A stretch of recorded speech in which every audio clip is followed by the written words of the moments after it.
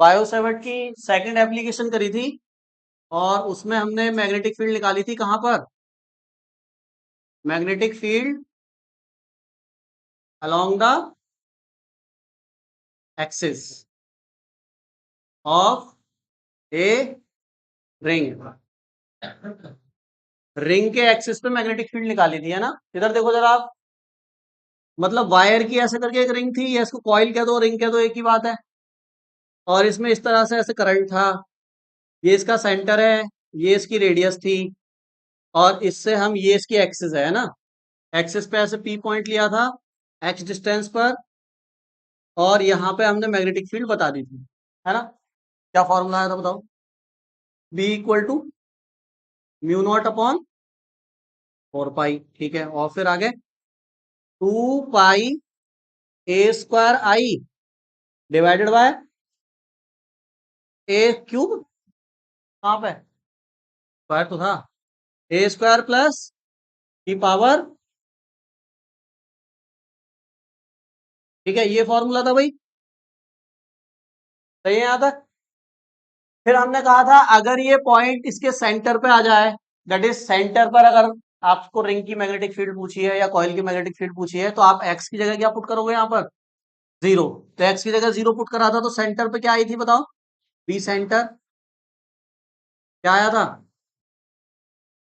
Mu not upon 4 पाई नहीं था, फिर उसमें ध्यान से देखो क्या है, म्यू नॉट अपॉन 2 था केवल, और फिर ए आई था, और नीचे बस यही था क्या? आई अपॉन ए, अच्छा ए यहाँ नहीं था, आई अपॉन ए यही तो था ना? ठीक, वो कैंसिल हो गया था ना इसमें रखने के बाद, अरे सही है।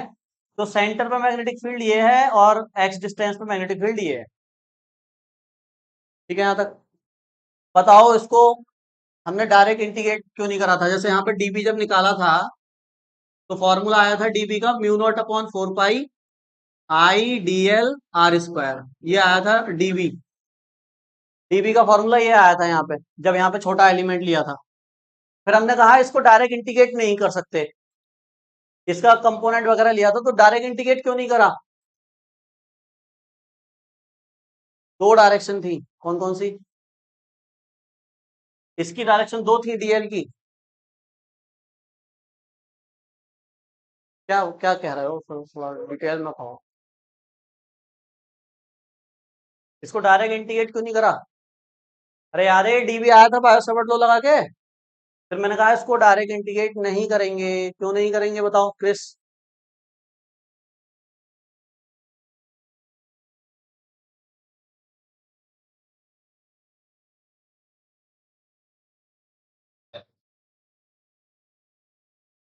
समझ में नहीं आया क्या बोला भाई, थोड़ा सही से समझाओ।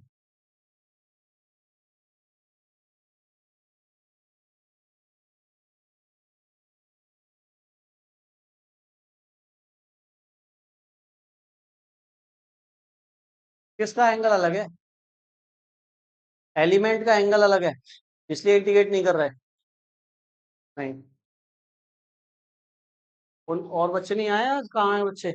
तुम बताओ।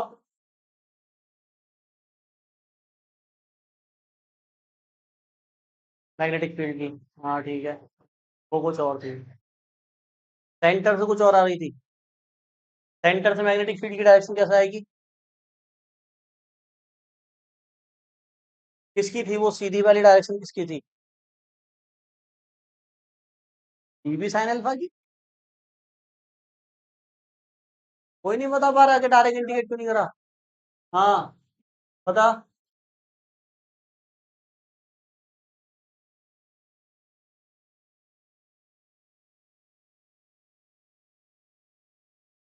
तो एक शब्द में समझ में आया मुझे, क्या बोला इसने? क्या बोला? हम्म।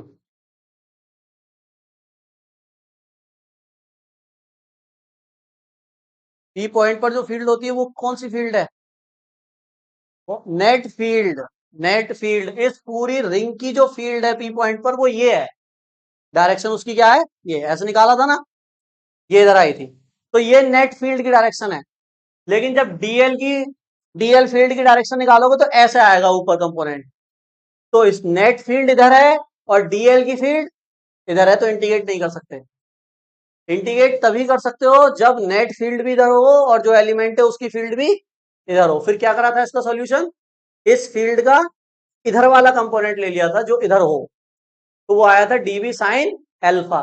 तो डीवी साइन एल्फा का फिर हमने क्या करा, इंटीग्रेशन करा, और फिर हमें ये वाला फॉर्मूला समझ में आ गई। ये ट्विस्ट है, इसको याद रखना है, ये बहुत इंपॉर्टेंट बात है। आगे भी और जो आर्टिकल कराऊंगा उनमें भी ये बात याद रखनी है। इंटीग्रेशन तभी होगा जब डीएल की मैग्नेटिक फील्ड और नेट मैग्नेटिक फील्ड डायरेक्शन की, दोनों की डायरेक्शन क्या हो, सेम हो, तभी इंटीग्रेशन होगा, वरना इंटीग्रेशन नहीं होगा। तो सेम करने के लिए ये कंपोनेंट ले लो, या जो भी हो रहा होगा उसको देख लेंगे हम आगे। इसमें तो कंपोनेंट ले लिया, बात समझ में आ गई। अब हम ये कह रहे हैं, मान लो ये एक कॉइल है ना, एक कॉइल है, एक रिंग है। मान लो कई, मैंने वायर लिया उसको कई फेरों में मोड़ दिया मैंने, कई सारी कॉइल बना दी उसके अंदर, तो एक की मैग्नेटिक फील्ड है ना ये। तो अगर एन फेरे हैं, कितने फेरे हैं, एन या एन टर्न्स हैं कॉइल के अंदर, एन टर्न्स हैं, तो if coil has capital N turns, समझ गया ना, टर्न्स मतलब क्या, फेरा। अभी कितना फेरा है, एक, टर्न्स है ना तो फेरे होंगे, कितने फेरे, एन फेरे हैं, एन की वैल्यू 50 को न्यूमेरिकल में आ सकती है, 100 आ सकती है, 150 आ सकती है, ऐसे तार लो मोड़ते चले जाओ, उसमें क्या है। तो ये एक की वजह से मैग्नेटिक फील्ड है पी पॉइंट पर, एन की वजह से पूछेंगे तो एन से क्या हो जाएगी इसमें मल्टीप्लाई, दो की वजह से दो से मल्टीप्लाई, तीन की वजह से तीन से मल्टीप्लाई, एक की जो आई है उसमें मल्टीप्लाई कर दो बस। तो एन फेरो की वजह से एन से क्या कर दो इसमें, अगर एन की वैल्यू 50 होगी तो 50 से इंटू करा देना, एक की लिख के, 100 होगी तो 100 से इंटू करा देना, बात समझ में आ गई। तो एन के लिए यही फॉर्मूला काम करेगा, बस आप एन से इसमें क्या करा दो, मल्टीप्लाई करा दो। तो mu not upon 4 pi 2 pi A square I, और इंटू में क्या, N, divided by A square plus X square की पावर डिवाइडेड, बात समझ में आ गई। सेम किसके लिए लिख सकते हैं, सेंटर पे भी, एक कॉइल की वजह से इतनी है, एन की वजह से, एन से क्या करा दो, into mu not upon 2 I into N divided by, note करो दोनों फॉर्मूले ये वाले उसके नीचे। बोतल लेकर आई तुम, क्या नाम है तुम्हारा, खुशी। ग्राफ बनाएंगे, तो उसका बनाया था याद है, कैसा बना था, ऐसे डिस्टेंस बढ़ रही थी, आर बढ़ रहा था, तो मैग्नेटिक फील्ड घटती जा रही थी, घटती जा रही थी, है ना, बी इनवर्सली प्रोपोर्शनल आया था आर के। तो इसमें देखते हैं अब ग्राफ क्या आएगा, रफ कर दें इसको। हम्म, ग्राफ, और किस किस में देख रहे हैं हम, बी वर्सेस क्या है, आर, बी वर्सेस आर है ना। हमारे केस में डिस्टेंस आर है या एक्स है, ये जो जा रही है एक्सेस पे डिस्टेंस, वो कितनी ली है हमने, एक्स, तो एक्स लिखेंगे, सही है। तो एक एक्सिस बना देते हैं यहाँ पर किसकी, मैग्नेटिक फील्ड की, और एक एक्सिस बना देते हैं किसकी, डिस्टेंस की, और डिस्टेंस को क्या लिया है हमने, एक्स, ठीक है। यहाँ पे ग्राफ बनेगा। अब देखो फॉर्मूला क्या आया है मैग्नेटिक फील्ड का, एक्स डिस्टेंस पर कॉइल से, कॉइल से बी पॉइंट पर एक्स डिस्टेंस पे क्या फॉर्मूला आया है बताओ जरा, mu not upon 4 pi 2 pi A square I divided by A square plus X square की पावर 3/2, ये फॉर्मूला है, सही है। इस फॉर्मूले को देखकर ग्राफ बता सकते हो कैसा होगा, कैसा होगा बताओ,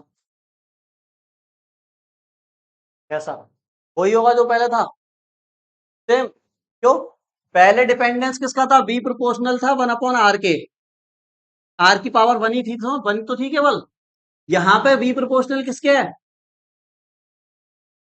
एक्स की पावर एक है या कहीं ज्यादा एक्स है, एक से ज्यादा है ना, तो वो नहीं होगा, वो तो इसके लिए था केवल जब पावर कितनी हो इस पर, 1।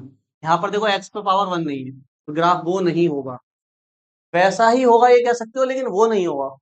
बिल्कुल शेप पता नहीं ना आपको तो ग्राफ की कैसी होगी। तो देखो डिस्टेंस इस एक्स को बढ़ाओगे तो जाहिर सी बात है मैग्नेटिक फील्ड कम ही तो होगी, जैसे जैसे एक्स बढ़ेगा, ये एक्स बढ़ेगा तो मैग्नेटिक फील्ड डिक्रीज करेगी, सेंटर पे मैग्नेटिक फील्ड क्या होगी, सबसे ज्यादा होगी। कैसे ज्यादा होगी, ऐसे कैसे कह रहे हो ज्यादा होगी, ज्यादा तो होगी, लेकिन कैसे ज्यादा होगी, मैथ से प्रूफ कर सकते हो सेंटर पे ज्यादा होगी, मैथ से ये प्रूव कर सकते हो कि सेंटर पे ही मैग्नेटिक फील्ड सबसे ज्यादा होगी। 11th क्लास में एक टॉपिक होता है मैक्सिमा मिनिमा का, मैथ्स में पढ़ते हैं, महत्तम और उच्चतम और निम्नतम, ऐसे हिंदी में कहते हैं। क्या क्या बोला तुमने? अरे वो एलसीएम एचसीएफ थोड़ी, 6 क्लास का है वो तो। मैक्सिमा मिनिमा का टॉपिक नहीं पढ़ा, डिफरेंशिएट करते हैं। हाँ, मैं बता तो रहा हूँ, अगर एक बार डिफरेंशियल करते हैं इक्वल टू में जीरो ले लेते हैं, एक बार डिफरेंशियल जीरो लेने से आपको वो पॉइंट मिल जाता है जिस पर वैल्यू मैक्सिमम होगी या मिनिमम होगी। फिर डबल डेरिवेटिव चेक करते हैं, डबल डेरिवेटिव अगर पॉजिटिव आ जाता है तो वैल्यू मिनिमम है, और डबल डेरिवेटिव अगर निगेटिव आ जाता है तो वैल्यू मैक्सिमम है। यहां उसकी जरूरत है नहीं, क्योंकि यहां तो हम वैसे ही बता पा रहे हैं कि सेंटर पे क्या होगी, मैक्सिमम। चाहो तो मैक्सिमम मिनिमम से प्रूव भी कर सकते हो सेंटर पे मैक्सिमम। कैसे? इसका डिफरेंशियल ले लो एक बार, फर्स्ट डेरिवेटिव लो इसका एक्स के रिस्पेक्ट में, और उसको क्या कर दो, इक्वल टू जीरो। यहां से वो पॉइंट मिल जाएगा जहां मैग्नेटिक फील्ड मैक्सिमम होगी। चेक करो, इसका एक्स के रिस्पेक्ट में डिफरेंशियल कर सकते हो? बताना कैसे होगा यार, यही तो दिक्कत है। चलो देखो, यहां पर ये पूरी वैल्यू तो कांस्टेंट है, तो इसका तो होगा नहीं। डिफरेंशियल उसी का होगा जहां पर क्या है, एक्स है। तो देखो एक्स ये है, ये मैं मैथ से बता रहा हूं, जरूरत नहीं है तुम्हें पता चल गया है कि डायरेक्ट सेंटर पर मैक्सिमम होगी, लेकिन फिर भी हम मैथ से देख रहे हैं एक बार कि क्या पॉइंट जीरो ही आएगा निकल के, एक्स की वैल्यू जीरो ही आएगी या कुछ और आएगी। तो देखो ये पूरी वैल्यू क्या कांस्टेंट, इसको डिफरेंशियल करने की जरूरत है ही नहीं, और ये सारी की सारी जब जीरो है इक्वल में तो सबको जीरो भेज दो, तो बचा क्या, डिफरेंशियल होगा वन अपॉन इसका केवल। तो देखो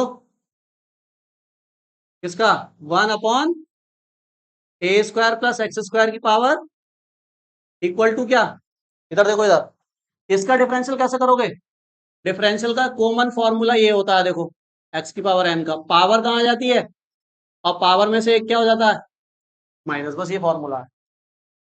तो इस पे पावर देखो अभी कितनी, 3/2, ऊपर लेके आओगे -3/2, -3/2 कहाँ आएगा आगे, और -3/2 में क्या करोगे, 1, तो कितना हो जाएगा है, ए स्क्वायर प्लस एक्स स्क्वायर, बताओ, -3/2 आगे आ गया। अब -3/2 में से 1 माइनस कर रहे हैं, तो कितना आएगा ये, माइनस के 5/, सही है यहाँ तक, अभी हुआ नहीं डिफरेंशियल। अब चेन रूल लगता है, सब मैथ में पढ़ोगे तुम ये, है ना, चेन रूल जब लगेगा ना, तो अंदर जो फंक्शन तेरा दिया हुआ है उसका भी डिफरेंशियल करेंगे फिर हम। तो उसका जब करेंगे तो ए स्क्वायर का जीरो हो जाएगा, और एक्स स्क्वायर का क्या हो जाएगा, 2 कहाँ आएगा आगे, और पावर में से एक कम करोगे तो क्या बचेगा, केवल एक्स इक्वल टू में क्या, जीरो। पावर निगेटिव है तो नीचे लिख सकते हैं इसको, तो ये क्या आएगा, -2x, जाओ 3 2 जा 6, डिवाइड में 2, और ये पूरा डिवाइड में ले आओ, इक्वल टू क्या, ये पूरी वैल्यू खत्म। तो -6x बराबर, हाँ प्लस, अरे समझ गए, नीचे वाली सारी वैल्यू जीरो में चली गई, तो बचा क्या, -6x, एक्स की वैल्यू क्या आ गई। तो एक्स की वैल्यू ने हमें ये बताया है कि जो मैग्नेटिक फील्ड है ये मैक्सिमम कहाँ होगी। जब फर्स्ट डेरिवेटिव निकालते हैं तो वो पॉइंट मिल जाता है जहां वैल्यू मैक्सिमम या मिनिमम है। तो देखो फर्स्ट डेरिवेटिव क्या है, एक्स की वैल्यू जीरो, एक्स की वैल्यू जीरो मतलब पॉइंट कहाँ आएगा, सेंटर पे, मतलब सेंटर पे मैग्नेटिक फील्ड मैक्सिमम है। तो सेंटर वाला पॉइंट यही तो है इसमें, देखो अगर यहाँ पे एक रिंग मान लो, यहाँ मान लो मैं एक रिंग बना देता हूँ, तो यही तो सेंटर है, तो यहाँ मैग्नेटिक फील्ड मैक्सिमम है। मैक्सिमम का मतलब क्या है, कोई ग्राफ ऐसे करके बना हुआ है तो आप इसी पॉइंट को तो क्या कहते हो, मैक्सिमम कहते हो ना। अरे ये पॉइंट ही तो मैक्सिमम है, क्योंकि इसके बाद तो कहाँ जा रहा है ग्राफ, इसके बाद कहाँ जा रहा है, नीचे, और इससे पहले भी कहाँ है, तो मैक्सिमम पॉइंट ये तो हुआ। हम कह रहे हैं सेंटर पे मैक्सिमम है, मतलब ऐसे करके आएगा ना यहाँ से स्लोप, और फिर जैसे जैसे डिस्टेंस बढ़ेगी ग्राफ, मैग्नेटिक फील्ड घटती जाएगी घटती जाएगी ऐसे, सही है। तो देखो सेंटर पे मैक्सिमम, और फिर आगे जा रहे हो तो मैग्नेटिक फील्ड घटती जा रही है। अच्छा इधर जाओ, इधर इधर की तरफ भी तो घटेगी ना, तो यहां पर मैक्सिमम होगी और फिर इधर की तरफ घटती जाएगी, निगेटिव एक्स में जाओगे तभी तो घटेगी ना। अरे इधर जाओ या इधर जाओ मैग्नेटिक फील्ड घटेगी, तो इधर गए तो तब भी घट रही है, और इधर गए तो तब भी घट रही है। मैक्सिमम कहाँ आई है, सेंटर। नोट करो ग्राफ।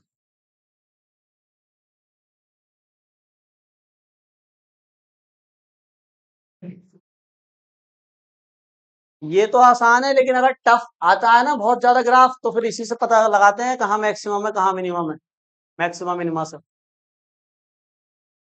सेंटर पे हम मैग्नेटिक फील्ड निकाल रहे हैं ना कॉइल की, कितनी आ रही है थी अभी, वो जो एक्स बराबर 0 करके सेंटर पे कितनी आई थी, mu not upon 2 a, sorry 2 I upon, ये सेंटर की मैग्नेटिक फील्ड है। अगर क्वेश्चन आया एग्जाम में कि धारावाही कुंडली के केंद्र पर चुंबकीय क्षेत्र का सूत्र सिद्ध करो, तो कैसे करोगे, पूरा निकालोगे कॉइल वाला पहले फॉर्मूला बड़ा वाला ये, और फिर x बराबर 0 करोगे, फिर ये फॉर्मूला लिखोगे क्या, इतना बड़ा नहीं करना है। अगर केवल सेंटर पे ही पूछा है ना डायरेक्ट, तो बिना इसको ड्राइव करे यही वाला फॉर्मूला डायरेक्ट ड्राइव कर सकते हैं, सेंटर वाला। और उसकी कैलकुलेशन भी क्या है, आसान है, एक ही या आधे पेज पे ही आपका ये वाला फॉर्मूला आ जाता है डेरिवेशन से। ठीक है, तो इसको सेंटर वाले फॉर्मूले को डायरेक्ट ड्राइव करना सिखा रहे हैं। अभी कैसे सिखाया है, अभी पहले एक्सिस पे निकाला है, फिर x 0 रख के फिर सेंटर पे आए हैं। लेकिन अब हम क्या कर रहे हैं, डायरेक्ट सेंटर वाले को ड्राइव कर रहे हैं, ताकि एग्जाम में आए तो आप डायरेक्ट करके आना। बात समझ में आ गई। ठीक है, तो ये थर्ड एप्लीकेशन है, लिखो। चलो, थर्ड एप्लीकेशन है ना, धारावाही कुंडली के केंद्र पर चुंबकीय क्षेत्र, चुंबकीय क्षेत्र, magnetic field at the centre of the current carrying coil.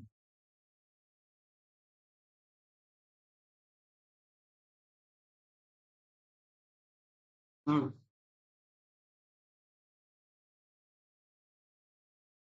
ठीक है भाई। देखो डायरेक्ट सेंटर पे हम निकाल देंगे मैग्नेटिक फील्ड, कैसे, समझो।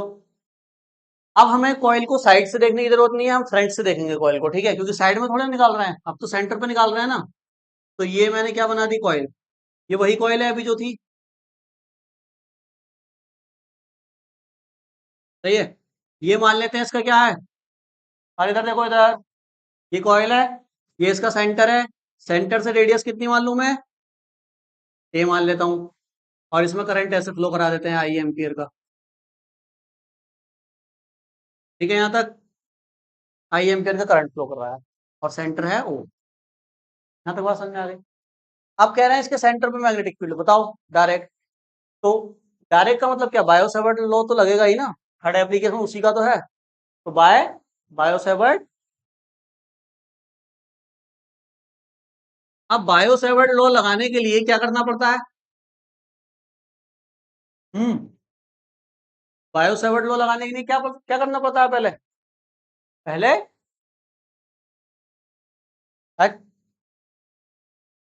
बायो सेवर्ट ने मैग्नेटिक फील्ड कहां से बताई है, किसके लिए मैग्नेटिक फील्ड बताई है, डीएल एलिमेंट के लिए बताइए ना। हेलो, बायो सेवर्ट का लॉ लगाओगे तो मैग्नेटिक फील्ड किससे बताओगे, डीएल एलिमेंट से। अभी तो आपने पूरी रिंग ले रखी है, तो रिंग का अभी हमें क्या लेना पड़ेगा, एक डीएल एलिमेंट, कहीं भी ले लो। अरे समझ गए। तो पहले मैं इस रिंग का एक छोटा सा एलिमेंट कट कर लेता हूं, इधर कर लेता हूं ऊपर, ये, अरे तभी तो मैग्नेटिक फील्ड का फॉर्मूला लिखोगे। अब डीएल एलिमेंट से उस पॉइंट तक की डिस्टेंस को आर बोलते हैं। यहां पर डीएल एलिमेंट से पॉइंट तक की डिस्टेंस आर होगी या ए होगी, बताओ जरा, रेडियस होगी। आर जो था यहाँ पे क्या बन चुका है, ए बन चुका है। वहां पे जब आर दूर था तो हमने आर ही लिखा था। अरे समझ गए। तो यहाँ आर क्या है, ए है। लगवाओ फॉर्मूला, सुनाओ फॉर्मूला काव्य, बायो सेवर्ट लॉ का क्या था। अरे डीएल एलिमेंट से फील्ड 3 बार तो लिख दिया, तो 2 बार लिख दिया, तीसरी बार लिख रहा है,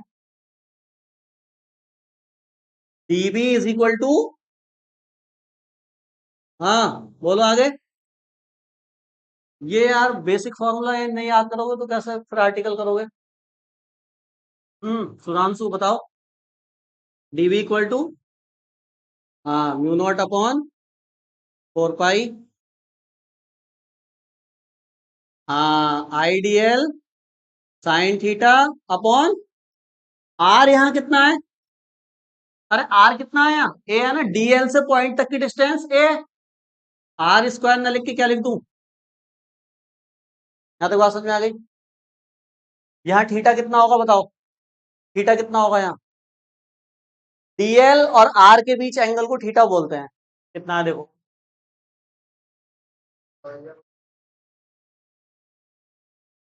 डीएल और आर के बीच एंगल कितना है?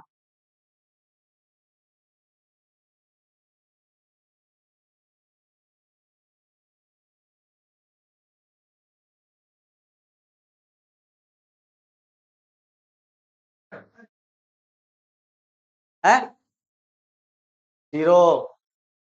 आना निकल के अलग, बिल्कुल सबसे निखर के आया है एकदम।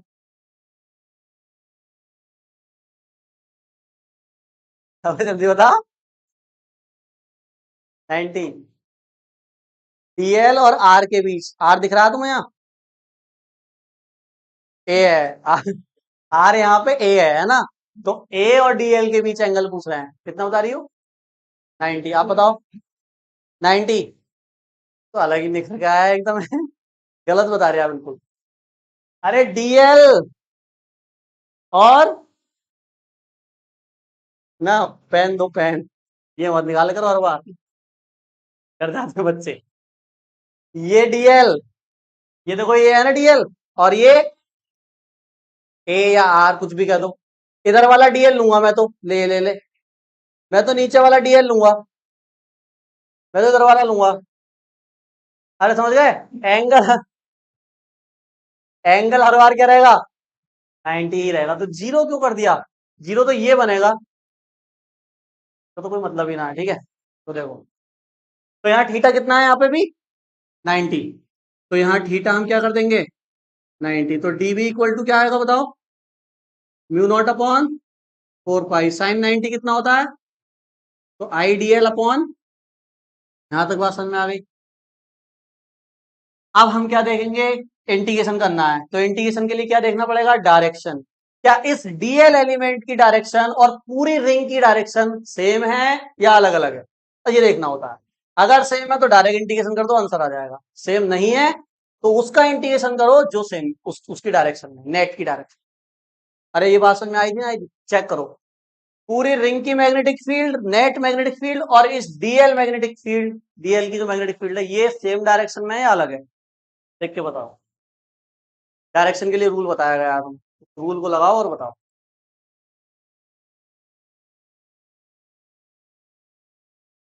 इस पॉइंट पे बतानी है ना? बताओ जल्दी। सेंटर पे मैग्नेटिक फील्ड दोनों से सेम है या अलग अलग है? रूल लगाओ। राइट हैंड रूल बताया ना, थंब रूल, तो राइट हैंड पाम रूल, उसको लगाओ और बताओ।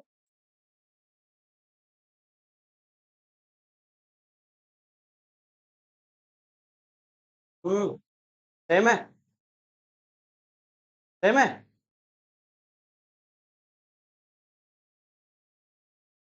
सेम है, डायरेक्शन निकालना तो बताया गया है। सेम है तो बोलो ना सेम है। सेम है, सेम, सेम है। निखर के नहीं आया कोई बाहर अब? बिल्कुल सेम है। तो देखो कैसे, ये अंगूठा रखा, पहले डीएल की निकाल रहे हैं।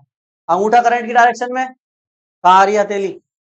मतलब इस पॉइंट पर डीएल की डायरेक्शन किधर है? आउटवर्ड। सही है। अब कॉइल की चेक करो। पूरी मैग्नेटिक ये जो कॉइल है, इसमें करंट की तरफ क्या रखो? फिंगर्स रखो, और थम, थम कहाँ आएगा? बाहर। तो ये भी कहाँ आ रही है? आउटवर्ड। मतलब डीएल की डायरेक्शन और नेट मैग्नेटिक फील्ड डायरेक्शन कहाँ है? सेम। तो बहुत बधाई हो, तो इंटीग्रेशन खत्म कहानी। देखो इसलिए तो मैं कह रहा था छोटा है इसका आर्टिकल। तो इंटीग्रेशन ऑन बोथ साइड करो। ये क्या बन जाएगा? बी, और ये आ जाएगा इंटीग्रेशन क्या है? Mu not upon 4 pi I DL upon, क्या इस पूरी वैल्यू का इंटीग्रेशन होगा? नहीं होगा, केवल डीएल का होगा, तो इसको बाहर ले लो। तो देखो म्यू नॉट अपॉन 4 पाई, और आई और ए स्क्वायर कहाँ गए, इंटीग्रेशन किसका बचा, DL DL DL DL, integration करोगे पूरा क्या मिल जाएगा, ये पूरी रिंग मिल जाएगी, यानी इसका क्या मिल जाएगा, सरकमफ्रेंस, जो कल करा था। तो सरकमफ्रेंस का क्या फॉर्मूला है, 2 पाई आर लगेगा यहाँ पे, या 2 पाई ए लगेगा, तो 2 पाई ए, डीएल का इंटीग्रेशन क्या आ गया, 2 पाई ए, कैंसिल करो, देखो पाई से पाई, 2 से 4 कैंसिल 2 बार में, एक ए से ए कैंसिल, क्या आ गया, म्यू नॉट अपॉन 2 ai, यही था क्या, चेक करो पीछे जो सेंटर पे लिखवाया वो यही था क्या। तो पूरा बड़ा डेरिवेशन करके एक्स जीरो करके निकालने की जरूरत नहीं है, इसको करेंगे अगर डायरेक्ट सेंटर में पूछा जाएगा तो, नोट करो।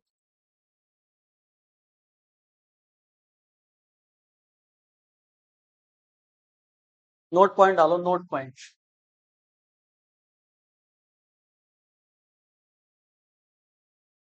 नोट पॉइंट डालो जरा।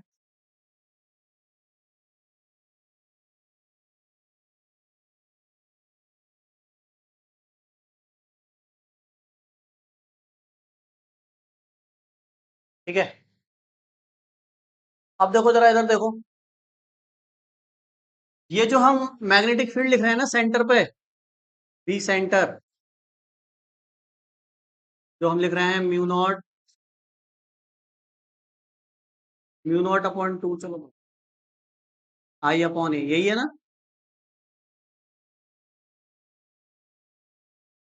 ये मैग्नेटिक फील्ड तब वैलिड है जब पूरी होल रिंग दे रखी है ना, ये मैग्नेटिक फील्ड सेंटर पे कब है, जब पूरी की पूरी रिंग है, दैट इज एंगल कितना है पूरा इसका रिंग का, अरे पूरा अगर रिंग दे रखी है तो सेंटर से एंगल कितना है पूरा, 360 है ना,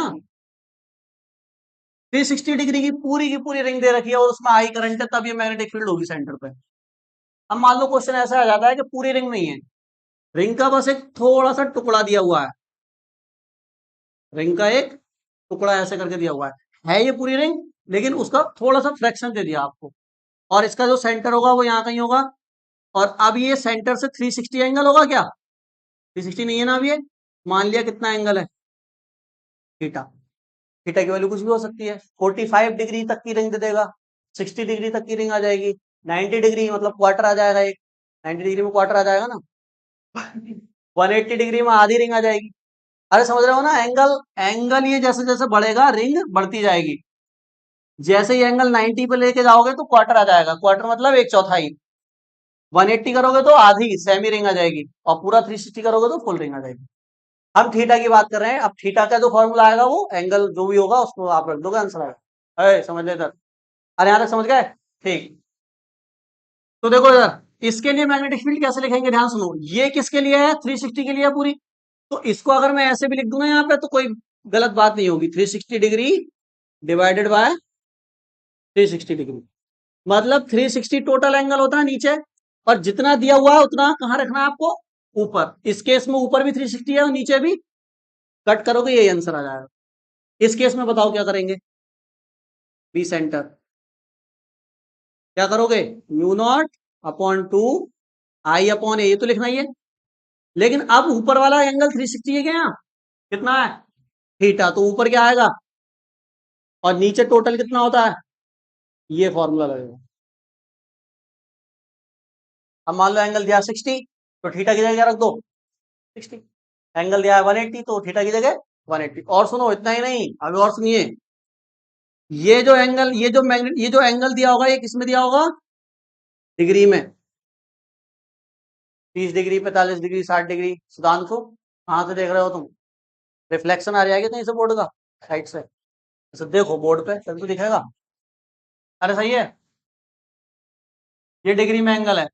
अब अगर एंगल रेडियन में दिया है, अरे एंगल को दो यूनिट में मेजर करते हैं ना, डिग्री में और रेडियन में, पाई वगैरह में तो दिया होता है, तो कैसे लिखोगे, रेडियन के लिए कैसे लिखोगे, क्या लिख रहा हूँ, रेडियन में बताओ, 360 रेडियन में कैसे लिखते हैं, 2 पाई लिखते हैं ना 360 को, पाई का मतलब क्या होता है, 180 और 2 पाई का मतलब 360।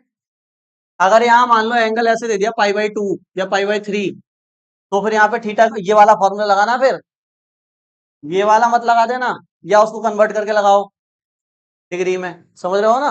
ठीक, तो ये किस में है? रेडियन में। नोट करो दोनों फॉर्मूले जरा, क्वेश्चन करो। कैलकुलेट मैग्नेटिक फील्ड यानी B at the centre of semi ring. Semi ring के सेंटर पे मैग्नेटिक फील्ड बताओ। ये सेमी रिंग है और ये इसका सेंटर है। सेंटर पे यानी ओ पॉइंट पे मैग्नेटिक फील्ड बताओ कितनी आएगी, करके बताओ जल्दी।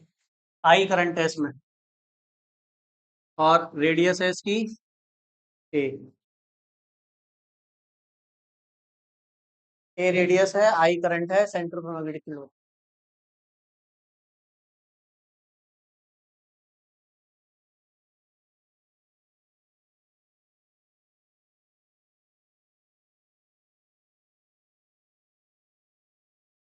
यहाँ पर एंगल अगर आपसे पूछा जाए तो एंगल थीटा कितना है बताओ? 180 डिग्री है या पाई है, ऐसे क्या, तो कोई सा भी फॉर्मूला लगा दो, रेडियन वाला या कोई सा। तो आएगा बी बराबर μ0/2 I/a थीटा अपॉन 360, ये लगा दो। अरे सही है, थीटा अपॉन 360। तो बताओ थीटा कितना है इस केस में? थीटा 180 है, तो 180 डिवाइडेड बाय, कट करोगे 1/2 आएगा, और 2 जा कितना हो जाएगा नीचे, तो μ0/4 I/, इसी तरह से क्वार्टर, अभी क्वार्टर रिंग भी दे सकता है, या जितने भी किसी भी एंगल पे भी रिंग आ सकती है। ठीक है, एक क्वेश्चन होमवर्क में दे रहा है, घर से करके लाना। Calculate magnetic field at centre. देखो इस तरह से दिया है डायग्राम।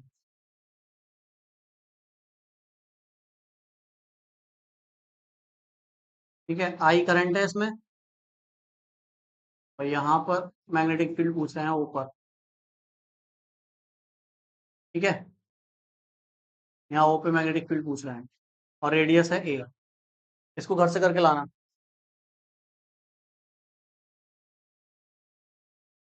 ठीक है, इसको घर से करके लाना। बस आज के लिए इतना ही रहने देते हैं, बाकी हम कल